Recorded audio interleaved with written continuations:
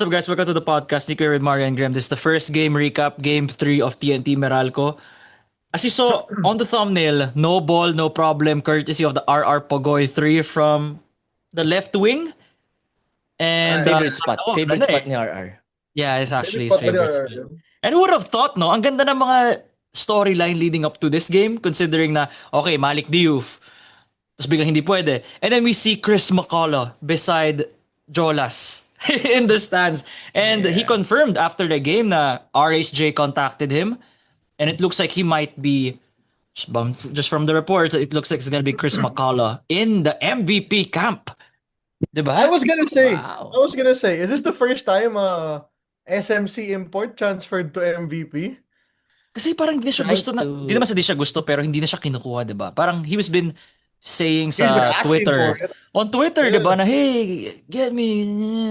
Yeah. I'm But gonna tell you, okay, do we consider Blackwater an MVP team? Yes. okay, yeah, just say Okay. yes. Marcus Sure. Blakely played for Blackwater. Dude. Pinapaano siya. Get Mag-bowler siya your dati, reps. diba? Masanay siya sa PBA. Yeah, ano San muna. Mig Coffee. Oh wow, Scott. And then he played for Blackwater. Yeah, but dude, this is like, first of all, Meralco, man. Meralco. Marvin Jones. We're watching the Marvin- Ginebra Grabe game, si by the Marvin way. Jones. Parang he played worse without ball. This is one of his okay games. 8 and 17, 22 points. That looks good. But man, you have wala kang katapat. Wala kang katapat, BGR. Ganun pa rin, BGR. Ganun pa rin. Same lang. What a 3 by Scotty, by the way. Yeah. Oh, late ka pala. Wala siyang katapat, dude. Like, in these games na wala kang katapat, this is when you have to dominate with like 40, 45, something like that, man. Not 22. And so it's like ball played pa rin.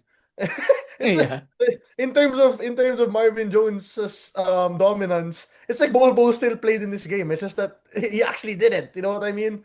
This one made no sense to me. Oh, Kaylan, oh my god. Sorry guys, by the way, so we're recording now while the Ginebra Ross game is ongoing. Yeah. Uh, Let's focus here first. Yeah, that's right. Yeah. My bad. But dude, Go ahead, Mario. sobrang I'm sorry, bro. This is the second time Meralco has lost without an import in this conference, right?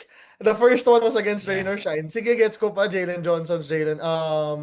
That was when Rain or Shine was literally at their peak. Ito yung best Unbeaten Rain pa or sila at Shine. that point, di ba? Oo. Yeah. But this one, when we've documented TNT struggles throughout the whole conference, and we said, their whole offense is around bowl. You know what I mean? It's always been something like that. Now they have no Please, no. offense, and you still lost. You still lost. I have nothing else to say about Meralco. These are the ones you genuinely need your import to dominate, and I really do not understand how he does not dominate this game in the slightest. But you can this goes down to a lot of things. In all honesty, this Meralco is playing terrible first halves. They in their first game they were down 5. Second game they were down 5. Third game they were down 11 at halftime. I'm sorry. Let me check. And they're not supposed... And this is the game that you cannot be down at all, di ba? 9 pala. Yeah, kasi wala... Second play. Bro, isipin mo na nawala si Bolbo, mas lumaki pa yung lamang ng TNT at the half. Sobrang Diba? weird, no? Sobrang Bro, weird. It is super weird. I don't Actually, know. not weird. It's Marvin Jones. It's Bro, their Tony listen. Bishop. Feel ko this is their Tony I'm Bishop. telling you. I told you. Actually, I commented lang pala yun sa Facebook group. But here's the thing, bro. When Marvin Jones is your best player in a game, you have a low chance of winning. Because he was their best player tonight. Yeah, Bro, it's actually his today- decent shooting. 8 for 17. Sama ng 8 for first, di ba? 9 17. for 24. And 8 for And I 17 is know- not bad from him. Yeah. it's not bad. It's not bad. bro. That's okay. Bro, listen, man. Nakukulangan talaga ako sa Meralco locals pagdating sa play. Especially CJ Cancino, bro. Again, Is he 8 injured? points, May 2 of something 11. broken daw sa face niya. He's Bro, wearing I mean, a mask. He's wearing a mask. RJ Yeah. was wearing mask at the start of the first, and then tinanggal niya. I mean, Tapos biglang you can take pumasok it na off. mga tira eh, no? You can take it off. Right? This I mean, guy. I don't even think, actually, this only applies pag nananali Hinebra, yung mga tawag from taas, pinagbigyan niya na San Miguel, pinagbigyan niya na Magnolia. This doesn't apply to any other sister teams. It doesn't apply to Meralco 20. It doesn't apply to TNT and Lex. It just applies to Hinebra losing. But anyway, I don't think MVP is making decisions here na, gusto namin TNT pumasok. No, it's just that TNT is the better team with or without an import. And we just figured out, man, kung paano magiging interesting yung Meralco TNT series. Because ilang beses na sila nagtatapat. TNT has to have no import. Yep, that's the only time people will be interested. Kasi man, mapapalaban talaga yung TNT pag wala silang import eh. Cons- right? Bro, I apparently, can if understand. you're I can understand. if you're based on the very little data we have right now, apparently if you want to beat Meralco, you don't play your import lang pala. Yeah, You're man. 2-0. Bro, You're 2-0 legit. without an Bro, import. Analytics. Bro, alam mo yung Analytics, bro. may kanya-kanyang kahinaan, 'di ba? Halimbawa ko kahinaan ko yung kiss sa leeg, ganun. Yung Meralco yung kahinaan nila yung Where are kalaban we na wala going? import. What the hell, man? No, just a point of What comparison. the Kala ko si Kim Aurin sasabihin mo kahinaan mo eh. What Pero oo the din, di ba? Oo din. helly? Oo. What the Yeah, hell? right? Kiss sa leeg, that's my Kim weakness. Aurin. Meralco's weakness, playing a team without an import. I mean, What the hell? they've been they've been 0-2. And Mario again, just This hide was the a genuine 6 month. cringe moment for me. Yeah, I No, was you like, did not what? cringe. You did not cringe. You did not cringe at all. By We the way, did. again, the You're 6 lucky I didn't month, puke, bro. the three horsemen of the 6 month pod, we are for a hire. Rey ng bata ko. We told you. We just told you. Rey ng bata has to play better. I mean, he did play better. They won. We're for a hire. Simple math. Simple Yeah. math. Watch the episode, listen, boom. Implement it, di ba? Implement it. There's a big chance you win. I How don't many understand. Go ahead, Mario. Sorry. Dude, we said Heading had to have better games. Hey, Yeah. look what he just did. We said BGR needs to be a better person. Hey, guess what he just did, man? Quick shout out by the way to BGR. Massive baskets, dude. Yun yung sasabihin ko talaga. Yung Those were lumayo na massive yung Meralco baskets. nun eh, di ba? Oh, Tapos, dude, lang yung- ang nimeral ko by 6. Oo. It was 6, I think. And then Kelly Williams scored. I think it was Kelly and one. I'm not sure. Yung end one. Actually, malaking bagay yun yung lane violation against Kelly. Oh, man. Ay, yun sa free throw niya kasi sumabla yung una, di ba? Bro, the free throw didn't touch the ring, diba? Tapos lane violation pala. Yeah. Dude, my God. I just can't get over the fact na natalo yung Meralco. It's just Ako rin. Di ko ma-digest yung nangyari. So, talaga. like really, really, Pero man. napogoy Like, sila eh. Na RR Pogoy. Who was having a bad game actually. It was actually a low-scoring game. Defense RR was first. playing so bad, by the way. Yung magdadago. Playing so bad. And they Bro, went in that on was us. his only 3-pointer of the game. Yeah, And it yeah, was actually. it was a bad, hard shot, ha? Well, let's be real. That was Yeah. over Cliff, who defended it very nicely. Yeah, that's right. And all honesty, after Newsom hit that 3, it should have been Meralcos already. At that point, na parang, dang, your comeback, your attempt to win without an import comes up just short because of that insanely tough shot because of Newsom's 3-point shot. It's a tale as old as time, you know. But no, brother. The Pogoy step back 3 over Cliff Hodge just goes in. But obviously, you have to give out the shout outs to the rest. Reynam Batak can't find his shooting at all this season, it feels like. He still had no 3, still had no 4s in this game. But in terms of getting to the rim, taking his free throws, that's what Reynam Batak does, diba? Calvin Oftana played a good game. He had a good, I forgot if it was the 3 in the corner, 3 in the left wing, yung parang ganun na kind of became an early sign, possibly. But again, no import. I think also this has to go to Coach Chot's ability Yeah. to really Sobrang galing niya talaga. pagbalasan na ng player, paggawa niya ng system, brother. Obviously, Coach Chot has his haters, and that'll happen. But dude, he's insane. Without an import, you shouldn't be winning games, and they absolutely did. Yeah, madagdag ko lang for TNT. First 2 games didn't play Kim Aurin. This game played 5 points and they won by 2. All I'm saying, if So, you if, so if you if kept if you kept pushing Sean Davis, you may have hey, lost this game. But Kay Maurin is the better player. Um, the thing about TNT is, do you actually, you iniisip ko kasi si Malik Diouf eh. Now you don't rush Malik Diouf. You now have Chris McCullough. You won't rush him. You won't need You him have now. 2 days. You have 2 days to integrate. Oh my goodness, Jalen Johnson, what are you doing? You have 2 days to oh my integrate god, si Chris McCullough into your system, which is dribble drive.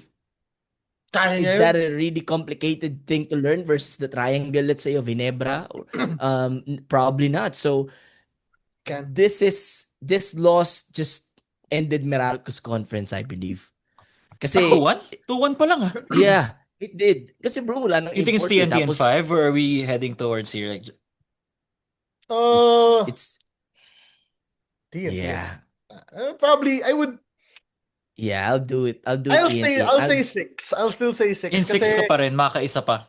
yeah, makakaisa pa siguro yung Meralco kasi like you they'll know, catch them in game kasi 4 na parang oo. integrate pa lang si Chris Kasi ganito McCullough. yun, man. Oh yeah, When you have to don't have integrate an Chris McCullough. Yeah. bro, when you don't have an import, you're playing carefree basketball. You're playing, brother, we're not supposed to win the game. Alam mo yun? Like, Yeah. you're just playing. But then when you have an import, the pressure is a bit higher.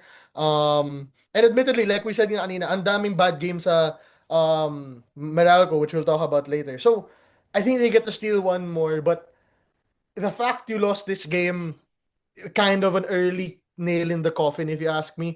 You could even say na if Bol doesn't get injured in game 2, you're down 3-0, right? They would have, yeah. Kasi Yeah. they almost lost game 2 even with him there, not there, diba? So, Yeah. why?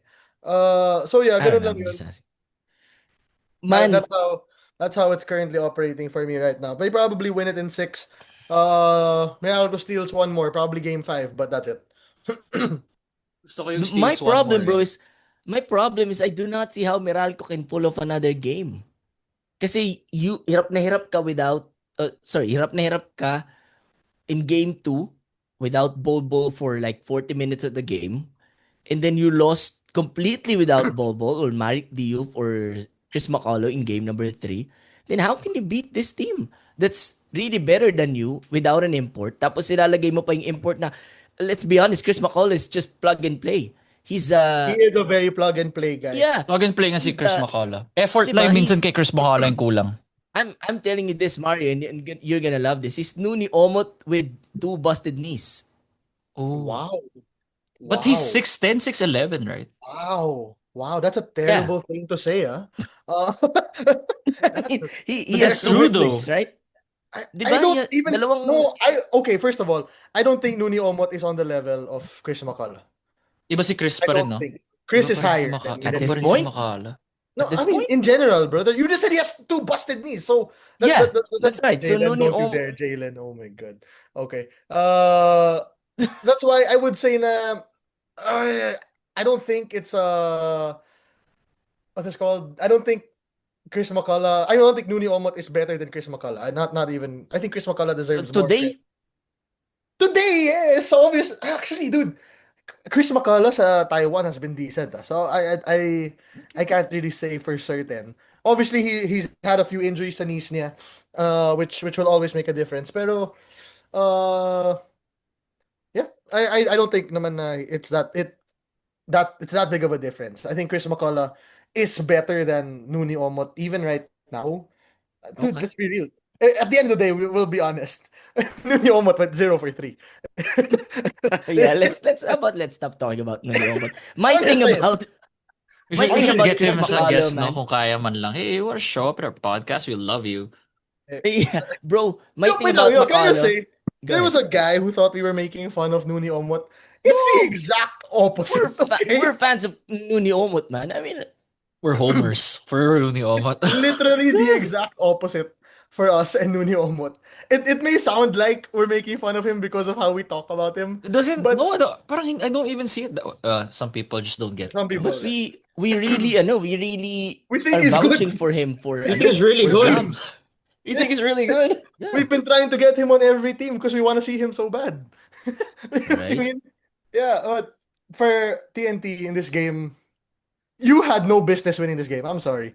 You have no business winning this game. You have no But they import. did, man. You have no Ganda ng Poyeram. You have no pinanalo. Jason Castro. Yet you still did. So your momentum is high. Your energy is high. And one of the scariest things for me in terms of TNT is when they're feeling good about themselves. Yan yung pinaka nakakatakot na version of TNT for me. That's like back in other terms. That's when Mikey Williams was hitting step back fadeaways from three. Alam mo yun, yung Off the pagramdam na glass. ramdam nila na kayang-kaya nila. That's the scariest version of TNT. So now that's what they currently have, and so good luck. I still believe Meralco takes one. Yeah, so that's Yeah, basically it, guys. Yeah, go. no, one Finish last closing thing. thoughts. Actually, no, we can talk quickly about Meralco, but one last thing about Chris McCullough getting into TNT. Kaposisyon niya man si Calvin of Tana in sa Harpagoy. Like those You two can will play McCullough with Calvin, brother. Kayang-kaya mong okay, kaya mong I ipagsama. have to see it first kasi nung naglaro siya sa San Miguel, what he had was Junmar. I mean that's pretty much it. Gets That's naman. I their get where you're star, coming di from, ba? pero So kaya niyo yun, man. You can play off Tana and McCullough at the same I time. have to see it. Meralco has to, I mean, literally and figuratively, they have to win game 4. Yeah. If we get into game 5 na 3-1 to, then it's gonna be over in 5. Even if Meralco wins game 4, I do believe they're going down In to 6. TNT kasi bro, kulang talaga eh. Cancino has to be better in game 4. He has to score at least 20. Cancino He, has to be better, period, brother. he has to be way He's better. injured. I mean, I really bro, don't maganda expect pa nga him yung nilaro to ulit ni see Mocon eh, di ba? what we expect from him. He's injured. I think it's bad. Yeah, I don't think we're gonna see that level of Cancino nakita natin pag healthy. Bro, JB Mocon, by the way, parang literal Totga ng NLEX siya right now. He's playing like the Totga of NLEX na I'm happy for uh, him. He's playing for a team that actually wants to win. Needs him whoa, and wants. Whoa, okay, all right. whoa there. I'm also friends with JV. That's why I messaged him the other day and I'm Alright. happy na nasa Meralco ka. It's Mario, alam mo yung Sinabi parang ko ano, sa kanya talaga Like yun. Mr. Rocha.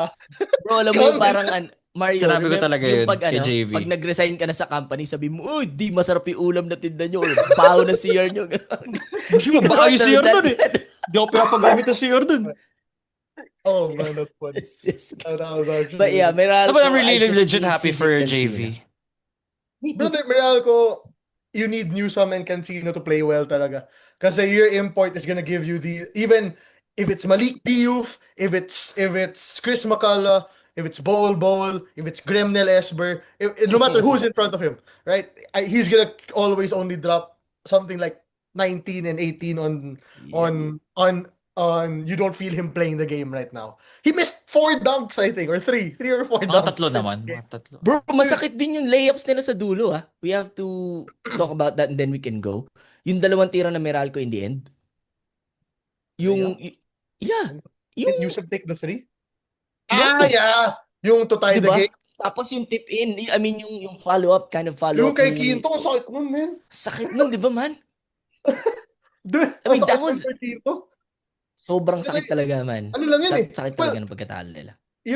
people will say na it's an easy shot to make. Pero mahirap yun. Mahirap na tira yun kasi no time, you don't know the time, right? At that point, you know that there's like Yeah. 1 second left. Nagmamadali ka lahat eh. Oo. Wala kang bantay, brother. You don't know how long the ball can be in your hands. Mhm. It's a kind of a tougher shot than people think. I'm not saying it's a difficult shot kasi obviously layup lang pa rin yun. But mahirap pa rin siyang ipasok in that moment.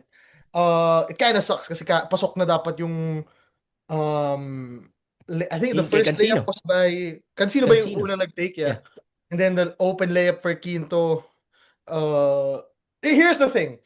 Here's how I can tell you na your import probably isn't good enough. If you're not giving the ball to your import, Yeah. if you're not giving your ball to your import in the moment you need it, maybe he isn't good enough to be on your team. Yeah. Even what's this called? How do we say this? Hinebra, you gave it to JB. And Lex either give it to Bolik or you usually give it to Kay Bolik. Lalaine din. Pwede naman. Bibigay mo kay May Lalaine. moments you can Trust give it to Lalaine. Lalaine, di ba? For rain or shine, Jalen Johnson, you're probably looking at him to take the last shot. There was not a single thought in anyone's mind that Marvin Jones was gonna take that shot. Hinahanap yung local. Isa yung locals natin. Bro, There si was not a Marvin Jones nga nasa 3-point siya during the rebound play. He was at the 3-point line, bro. The least he can do is attempt for Try and a rebound rebound. it, right? Yeah, Di ba? yeah, that's what we Yeah. could see talaga. Tough luck for Meralco. Meralco. But, they lived with that import, di ba? Eh, they won games with that import, then Yeah. you take the good and the bad. It just so happened na this time there's more bad than good. Well, yeah, tama naman. More na-expose lang siya dito sa playoffs rather. Mas, Basta, man, mas highlighted na. in my genuine opinion, brother, Newsome Cancino, one good game. This series is back to 2-2, or this series could be closer than you think. Because you gotta have your locals really need to, because this is what your imports giving you the whole conference na. You gotta get maybe a bit more from your locals at this point. Cancino can't That's have what, terrible Yeah. point totals, and neither can Chris. once again, that's what you get for charging people extraordinary amount of Are you still talking about bills. electricity? Yeah, bro. Still butthurt, man. You're still bothered about More electricity? than Lahat naman double. tayo pinagdadaanan yan, my friend. Yep, but yeah, I think they're going down in 5. Hopefully I'm wrong, but yeah, it is what it is. I don't care kung sino makalaban namin sa finals, really. But it is what it is. I say 6. Okay. All right. Thank you so much for listening, guys. Follow 5 on Spotify. Like, comment, subscribe on YouTube. This is Six Man Pod. This is the recap of the TNT versus Meralco game. The other one, Hinebra versus Ross, is on a different episode if you're looking for that one. So just go through our homepage and you'll see it there, or on Spotify, wherever you want, wherever you're listening here. Thank you so much. Peace and good evening. That is amigos. Join the group. Ah, nga pala.